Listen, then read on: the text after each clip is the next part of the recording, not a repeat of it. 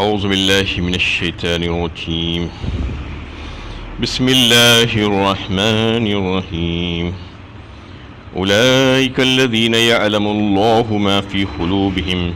فعارض عنہم وعظہم وقل لہم فی انفسہم قولا بلیغا۔ ان لوگوں کے دلوں میں جو کچھ ہے اسے اللہ جانتا ہے، تو ان سے صرف نظر کرو اور انہیں نصیحت کرو اور ان سے ایسی بات کہو جو ان کے دلوں میں اتر جانے والی ہو۔ سورہ نساء کی 63 نمبر کی آیت ہے۔ گزشتہ آیتوں سے یہ بات چل رہی تھی کہ ایک یہودی اور ایک منافق کا جو جھگڑا ہو گیا تھا، اس کو جھگڑے کو چکانے کے لیے جب وہ لوگ نبی صلی اللہ علیہ وسلم کی خدمت میں حاضر ہوئے اور آپ نے جو فیصلہ کیا کہ یہودی کے حق میں، تو اس منافق نے اس فیصلے کو تسلیم نہیں کیا اور حضرت عمر کے پاس جا کر دوبارہ فیصلہ کرانا چاہا۔ حضرت عمر رضی اللہ تعالیٰ عنہ نے اس کی گردن مار کر اس کو ختم کر دیا اور کہہ دیا کہ یہی فیصلہ ہوگا۔ جو رسول اللہ صلی اللہ علیہ وسلم کے فیصلے کو قبول نہیں کرے گا اور اس پر راضی اور مطمئن نہیں ہوگا تو پھر اس کا فیصلہ یہی ہے۔ اس کے بعد وہ لوگوں پر جب مصیبت آ کر پڑی تو پھر چیخنے چلانے لگے اور جھوٹی قسمیں کھانے لگے۔ اللہ تعالیٰ اس آیت میں فرما رہے ہیں کہ اللہ تعالیٰ بخوبی جانتے ہیں، اچھی طریقے سے جانتے ہیں ان لوگوں کے دلوں کی حالوں کو، کہ وہ جو کچھ بھی کہہ رہے ہیں وہ غلط ہے اور جھوٹی باتیں ہیں، ان کی قسمیں۔ اس پر آپ مت جائیے اور ان سے اعراض کریے، ان سے الجھیے مت، اور وہ جو دعویٰ پیش کر رہے ہیں حضرت عمر رضی اللہ تعالیٰ عنہ کے خلاف، اس دعوے کو رد کر دیجیے۔ اور پھر فرمایا گیا وَإِذْهُمْ وَقُلْ لَهُمْ فِي أَنفُسِهِمْ قَوْلًا بَلِيغًا، لیکن ان کو ایسے ہی مت چھوڑ دیجیے بلکہ انہیں نصیحت کرتے جائیے اور ان سے ایسی بات کہیے جو ان کے دلوں میں اتر جانے والی باتیں ہوں۔ یہاں پر اللہ تعالیٰ جو نفاق کی جو بیماری میں مبتلا تھے ان کے علاج کی صحیح تدبیر بتا رہے ہیں، یعنی جو منافق ہیں ان کو بھی ایسا نہیں چھوڑ دینا، اور جو گنہگار ہیں ان کو ایسا نہیں چھوڑ دینا کہ تم جو چاہے کر لو جاؤ۔ یعنی ذمہ داری ہے امت کی کہ ان کی فکر کرنا، ان کی اصلاح کی کوشش کرنا اور صحیح تدبیریں کرنا ان کے تعلق سے، جس میں دعوت و اصلاح کا کام کرنے والوں کے لیے بڑی رہنمائی ہے کہ اس میں ان کی کیا ذمہ داری بنتی ہے، وہ اپنے کام کے لیے کیسے مؤثر انداز اختیار کریں اور ان کا طریق دعوت اور اپروچ ایسے لوگوں سے کیسا ہونا چاہیے کہ ایک جھنجھوڑ ڈالنے والا انداز ہونا چاہیے۔ ان کو بھی ان کو سمجھانا چاہیے دین حق، دین اسلام کیا ہے، اور آخرت کا خوف دلا کر ان کو، اور کبھی دنیا کی سزاؤں کا تذکرہ کر کے ان کو اس بات پر آمادہ کرنا چاہیے کہ تم یہ جو طرز عمل اختیار کیے ہوئے ہو یہ درست نہیں ہے، جیسا کہ دنیا کی سزا اس سے پہلے وہ منافق کو یہ ملی تھی کہ حضرت عمر نے اس کو قتل کر دیا تھا اس جرم میں۔ تو ان کو بتانا کہ اگر تم ایسا ہی کرو گے تو آئندہ بھی تمہارے لیے تمہارا انجام ایسا ہی ہوگا۔ اس انداز میں ان کو سمجھانے کی کوشش کرو۔ وَمَا أَرْسَلْنَا مِن رَّسُولٍ إِلَّا لِيُطَاعَ بِإِذْنِ اللَّهِ وَلَوْ أَنَّهُمْ إِذْ ظَلَمُوا أَنفُسَهُمْ جَاءُوكَ فَاسْتَغْفَرُوا اللَّهَ وَاسْتَغْفَرَ لَهُمُ الرَّسُولُ لَوَجَدُوا اللَّهَ تَوَّابًا رَّحِيمًا۔ ہم نے جو رسول بھی بھیجا ہے اسی لیے بھیجا کہ اللہ کے حکم سے اس کی اطاعت کی جائے، اور یہ لوگ جب اپنے نفس پر ظلم کر بیٹھتے تھے، اگر تمہاری خدمت میں حاضر ہوتے اور اللہ سے معافی مانگتے اور رسول بھی ان کے لیے معافی کی دعا کرتے تو یقیناً وہ اللہ کو توبہ قبول کرنے والا اور رحم فرمانے والا پاتے۔ اس آیت میں سب سے پہلے تو رسول کو بھیجنے کا مقصد بتایا ہے کہ رسول کو جو بھیجا جاتا ہے وہ اس لیے نہیں کہ ان کے ساتھ محبت کا اظہار کیا جائے اور ان سے عقیدت رکھی جائے، عقیدت کا اظہار کیا جائے، بلکہ وہ اس وجہ سے کہ ان کی اطاعت کی جائے۔ ان کی اطاعت اس لیے کہ اللہ تعالیٰ نے رسول ہی کے ذریعے سے اپنے احکام اور قوانین جو ہے بھیجے ہیں، اور یہی طریقہ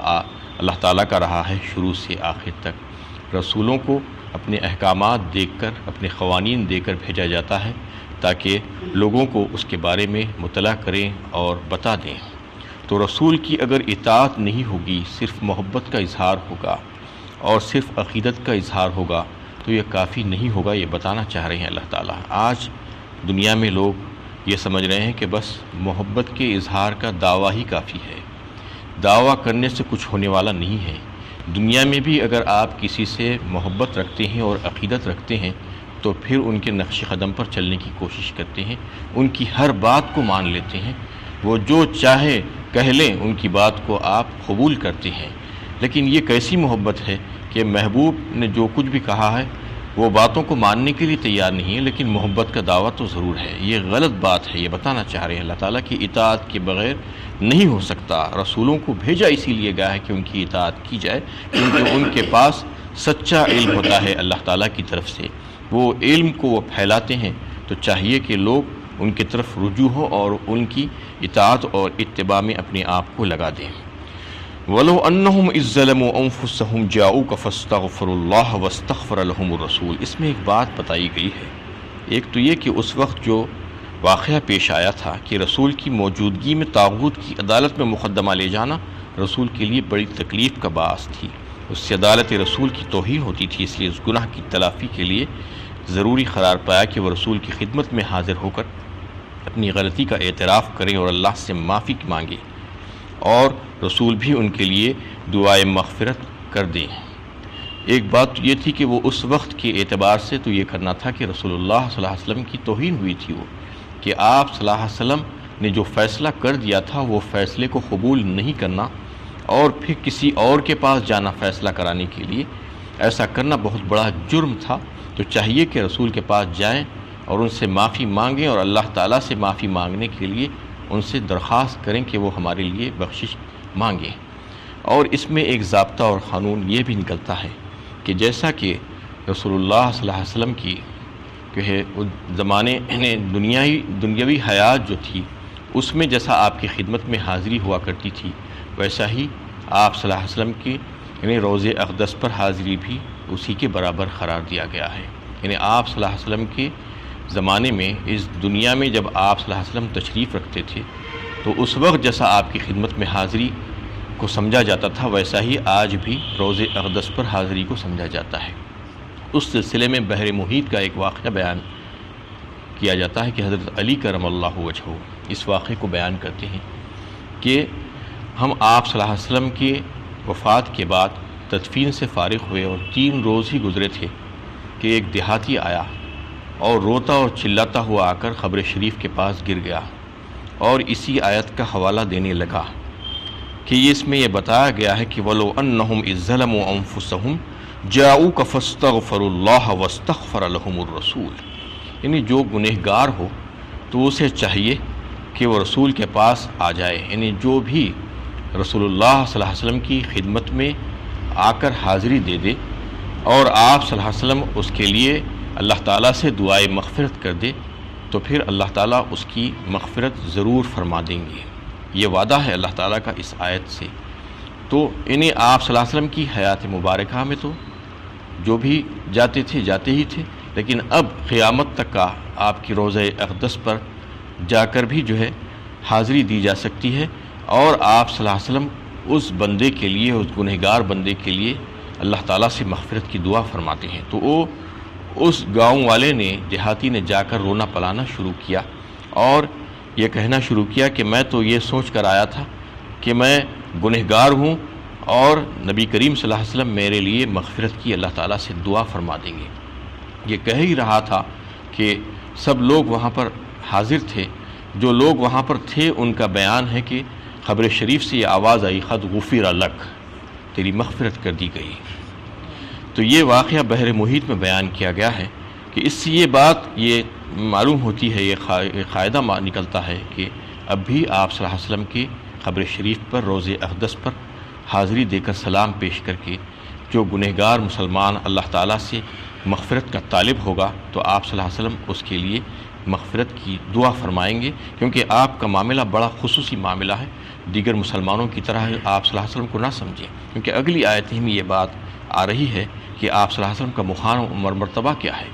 کیسی عظمت ہے آپ کی. یعنی ایسا نہ سمجھیں کہ آپ صلی اللہ علیہ وسلم کے روضے اقدس پر جا کر جو ہے سلام پیش کر کے جو ہے اپنی جو حاجتیں ہیں اللہ تعالیٰ سے رجوع کریں، اور وہ حاجتیں جو ہیں ان کی مغفرت کے لیے آپ صلی اللہ علیہ وسلم بھی دعائے مغفرت کر دیں گے. اس کے بارے میں شک و شبہ نہیں ہونا چاہیے، کیونکہ آپ صلی اللہ علیہ وسلم کا مقام اور عظمت اگلی آیت سے جو ہے ثابت ہوتا ہے.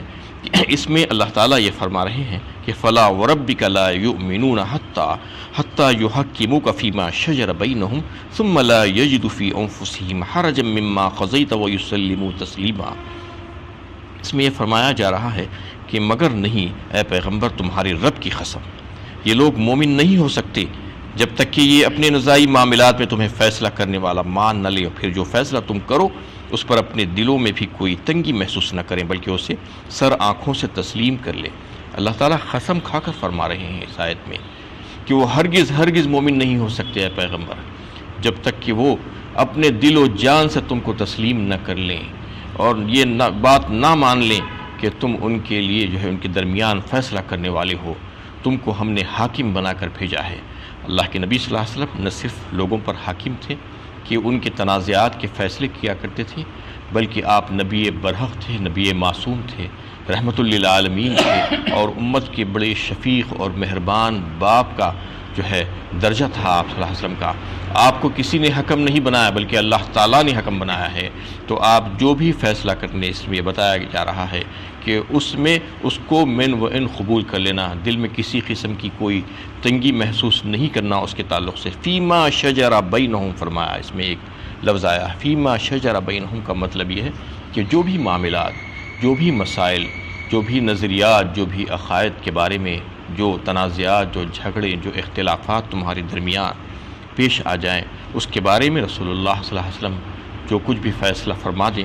اس کو بالکل جو ہے قبول کر لینا، اور اس میں کسی قسم کا کوئی تنازع نہیں رکھنا، اور اس میں دل میں کسی قسم کی کوئی تنگی بھی آنے نہیں دینا. اس میں اللہ تعالیٰ نے یہ بات واضح فرما دی اگر کوئی ایسا کرتا ہے، آپ صلی اللہ علیہ وسلم کے فیصلوں پر راضی نہیں ہوتا ہے، تو اس کا مطلب یہ ہے کہ وہ مومن نہیں ہو سکتا. اللہ تعالیٰ کا فرمان ہے، قسم کھا کر کہہ رہے ہیں کہ وہ مومن نہیں ہو سکتا. اور آپ صلی اللہ علیہ وسلم کے تعلق سے قرآن میں جا بجا اطیع اللہ کے ساتھ اطیع الرسول فرمایا گیا ہے. اللہ کی اطاعت، رسول اللہ صلی اللہ علیہ وسلم کی اطاعت. آپ صلی اللہ علیہ وسلم جو کچھ بھی کہتے ہیں اللہ ہی کے حکم سے کہتے ہیں. تو اس میں آپ صلی اللہ علیہ وسلم نے جو فیصلہ کرنے کی جو بات آ رہی ہے وہ بھی اللہ تعالیٰ کے حکم ہی سے فیصلہ کرتے ہیں. انا انزلنا الیک الکتاب بالحق لتحکم بین الناس بما اراک اللہ فرمایا. سورہ نساء ہی میں آ رہی ہے یہ بات اگلے 4-6 رکوع کے بعد. تو اس میں اللہ تعالیٰ فرما رہے ہیں کہ بے شک ہم نے نازل کیا ہے یہ کتاب کو برحق، حق کے ساتھ، لہٰذا آپ اس کے ذریعے سے لوگوں میں جو ہے فیصلے کر دیں. انا انزلنا الیک الکتاب بالحق لتحکم بین الناس بما اراک اللہ، جیسا کہ ہم نے آپ کو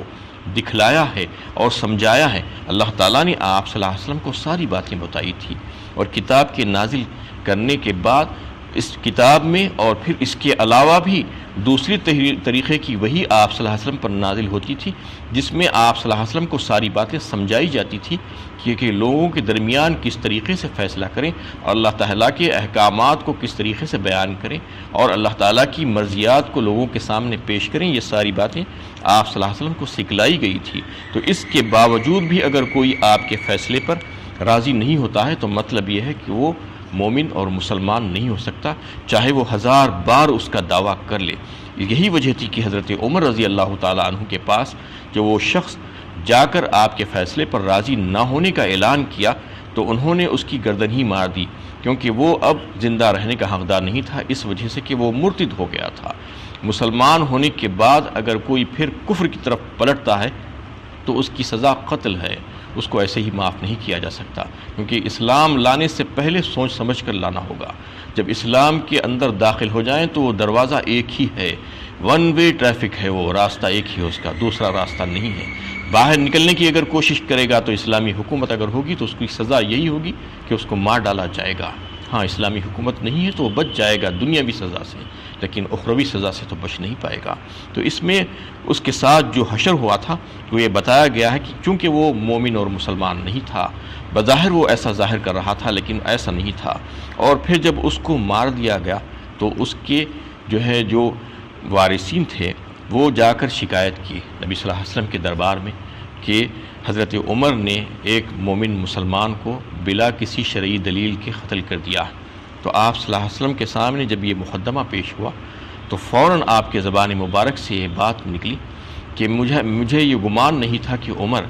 ایک مومن کو قتل کر سکتے ہیں، اس کی جرت بھی کر سکتے ہیں، کیونکہ اس وقت یہ آیت نازل نہیں ہوئی تھی۔ اس میں بتانا مقصود ہے کہ کسی بڑے حاکم کے پاس جا کر اس کے ماتحت حاکم کے تعلق سے اگر اپیل کی جائے اور شکایت کی جائے تو اس کی جانبداری نہ کرنا چاہیے، بلکہ پہلے تحقیقات کرنی چاہیے کہ واقعی میں کیا معاملہ ہے۔ یہ نہیں کہ یہ میرا آدمی ہے، یہ بالکل صحیح کرے گا، ایسا نہیں۔ آپ صلی اللہ علیہ وسلم نے فرمایا کہ مجھے اس بات کا گمان نہیں تھا کہ ایک مومن کو جو ہے عمر قتل کرنے کی جرت بھی کر سکتے ہیں، لیکن جب آیتیں نازل ہوئی تو حقیقت حال کھلی کہ وہ مومن نہیں تھا، بلکہ وہ تو منافق تھا اور وہ کافر ہو چکا تھا۔ آپ صلی اللہ علیہ وسلم کے فیصلے کے بعد اس پر جو راضی نہیں تھا، تو اس میں یہ بتایا جا رہا ہے کہ جو کچھ بھی آپ فیصلہ کر دیں اس کو قبول کر لینا چاہیے، دل میں کسی قسم کی کوئی تنگی جو ہے نہیں آنی چاہیے۔ یہ سارے احکامات کے سلسلے میں بھی ہے، جیسا کہ کئی اسلام میں جو ہے کئی ایک احکامات میں رعایتیں دی گئی ہیں، کنسیشنز دیے گئے ہیں، جیسا کہ تیمم کرنے کے لیے وضو کا پانی دستیاب نہ ہو یا بیماری کا خدشہ ہو وضو کرنے کی وجہ سے، تو اس میں رعایت یہ دی گئی ہے کہ تیمم کر کے نماز پڑھی جا سکتی ہے۔ غسل کی بھی اگر حاجت ہو یا وضو کی حاجت ہو، دونوں صورتوں میں، جیسا کہ اس سے پہلے یہ بات آ رہی تھی، یہ حکم۔ تو اس میں اگر کوئی جو ہے دل میں تنگی محسوس کرتا ہے، بسا اوقات ایسا بعض لوگ کرتے ہیں کہ نہیں مجھے جو ہے غسل کرنا ہی ہوگا کیونکہ یہ تیمم کی اجازت میں کافی نہیں سمجھتا۔ اگر کوئی ایسا سمجھ رہے ہیں، دل میں اس کی کراہیت آ رہی ہے، جب اس کی ضرورت ہے اس کو اور اللہ تعالیٰ نے اس کے لیے رعایت دی ہے اور آپ صلی اللہ علیہ وسلم نے فرما دیا ہے، تو یہ اس کا دل کا روگ ہے۔ بتایا گیا ہے کہ اس قسم کے جہاں پر احکامات میں نرمی دی گئی ہے، کنسیشنز اور رعایتیں دی گئی ہے، ان کنسیشنز کو انہیں بغیر کسی دل میں تنگی لائے کے استعمال کرنا، جہاں پر بیٹھ کر نماز پڑھنے کی اجازت دی گئی ہے مخصوص صورتوں میں، یا اور کئی جو ہے ایسی رعایتیں اسلام نے دی ہے، وہ رعایتوں کو کے تعلق سے کبھی یہ نہ سمجھنا کہ یہ رعایتیں میں استعمال نہیں کروں گا، بلکہ وہ رعایتوں کو جو ہے جب بھی ضرورت ہو استعمال کیا جا سکتا ہے۔ ہاں اگر کبھی کوئی ایسا شدید معاملہ نہ ہو تو وہ رخصت کے بجائے عزیمت پر بھی جو ہے عمل کیا جا سکتا ہے۔ آپ صلی اللہ علیہ وسلم نے ایسا بھی کر کے دکھلایا۔ رخصت تو دی گئی ہے، جیسا کہ رمضان کے فرض روزوں کے تعلق سے سفر میں رہنے والے مسافر کے لیے رخصت یہ ہے کہ وہ چاہے تو روزہ نہ رکھے، کیونکہ اس کو اگر تکلیف ہو سکتی ہے، شدید تکلیف کا اندیشہ ہو تو وہ روزہ کو جو ہے قضا کر لے۔ لیکن اگر ایسا نہیں ہے، جیسا کہ آج کل کے سفر کے دوران پیش آتی ہے کہ چند گھنٹوں میں جو ہے یہاں سے وہاں تک بڑے بڑے سفر طے ہو جاتے ہیں ہوائی جہاز کے ذریعے سے، اس میں کسی قسم کی کوئی خاص تکلیف انسان کو نہیں ہوتی، تو اس صورت میں روزہ بھی رکھا جا سکتا ہے، عزیمت پر بھی عمل کیا جا سکتا ہے۔ لیکن رعایت کو جو ہے استعمال نہ کرنا اور دل میں تنگی رکھنا، یہ دل کا روگ ہے۔ یہ اسی حکم میں آتا ہے کہ اللہ کے نبی صلی اللہ علیہ وسلم نے جو فیصلہ کر دیا ہے اور جو حکم بتا دیا ہے اس کو بالکل ویسے ہی تسلیم کر لینا، یہ مومن ہونے کی نشانی ہے۔ اور ایک اچھا مسلمان اور مومن یہی کرتا ہے کہ اللہ کے نبی صلی اللہ علیہ وسلم نے جو بھی بات، جو حکم اس کے لیے دے دیا ہے، وہ حکم کو وہ من و ان تسلیم کر کے اس پر عمل کرتا ہے۔ وآخر دعوانا الحمدللہ۔